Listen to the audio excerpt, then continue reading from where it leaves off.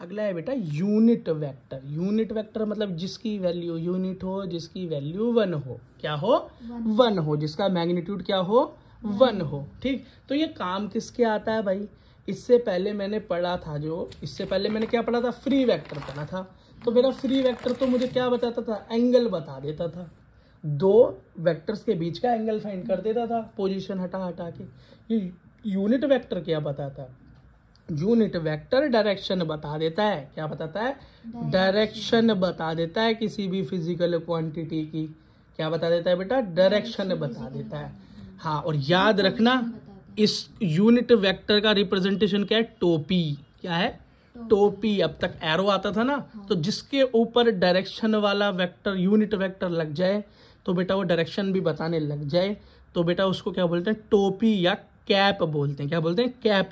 अगर मैं बोल रहा हूँ ए कैप, इसका मतलब क्या हो गया? ए इज ए यूनिट वेक्टर।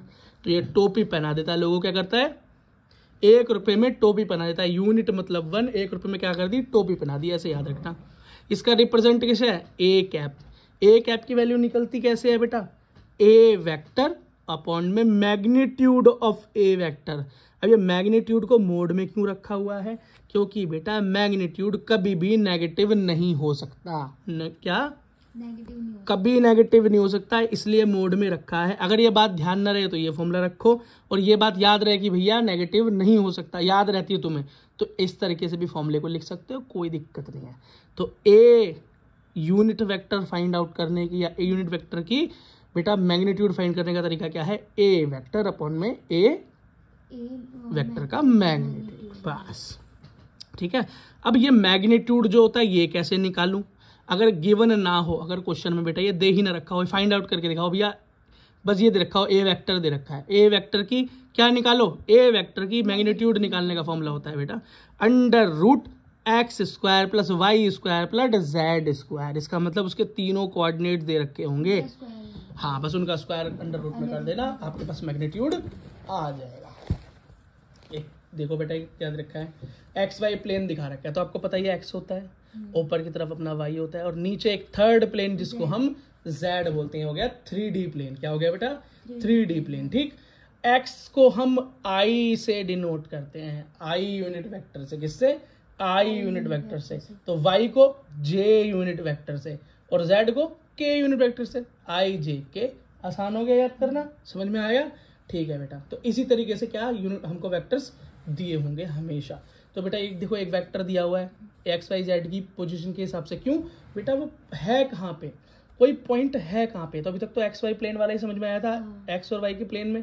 तो यहाँ पर बेटा जेड भी दिखाई देगा, तो आई जे और साथ में के भी आपको दिखाई देगा। 3D यही रहेगा, आई जे यही रहेगा, यही तरीका है। एक्स वाई जेड ही तो होता है ना, तो आई जे के ही तो होगा, क्योंकि एक्स क्या है? आई, जे क्या है? वाई, और के क्या है? जेड। ठीक है। तो ए क्या दे रखा है? ए दे रखा है हमको vector 2i minus 3j plus 4k, और एक बी वेक्टर दे रखा है। क्या दे रखा है?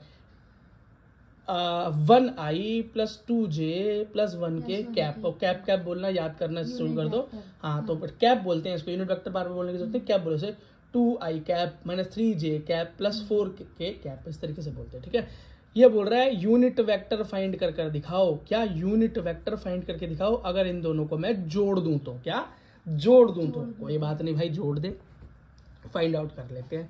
तो सबसे पहले इन दोनों को हम क्या करें? जोड़ लें। तो बेटा जोड़ने का यही तरीका है, आई वाले को आई के साथ जोड़ दो, जे वालों को जे वाले के साथ जोड़ दो, के वालों को के वाले के साथ जोड़ दो, तो a प्लस बी आ जाएगा। जैसे कि आई को जोड़ा तो क्या था? 2 और 1, तो 2 और 1 कितना हो गया? 3i। यहाँ पर क्या है? माइनस 3, और ये क्या है? हाँ, -3 और 2 है ना, तो बेटा क्या हो गया? माइनस हो गया ना। हाँ, तो माइनस का 1j और plus 4k plus 1k 5k आ गया। ठीक है बेटा, आ गया। ओके भाई। अब यूनिट वेक्टर निकालने का क्या फॉर्मूला था भाई? यही था, जो भी वेक्टर दे रखा हो वो ऊपर, अपॉन में उस वेक्टर का, उस वेक्टर का नीचे बेटा मैग्नीट्यूड। अब मैग्नीट्यूड फाइंड, ये तो मुझे पता है a प्लस बी क्या निकल कर आया, वो तो ये निकल कर आया, मैंने रख भी दिया। लेकिन a प्लस बी वेक्टर का मैग्नीट्यूड फाइंड नहीं किया। कैसे करते हैं? तो बेटा मैग्नीट्यूड फाइंड करने का फॉर्मूला होता है under root X square plus Y square plus Z square.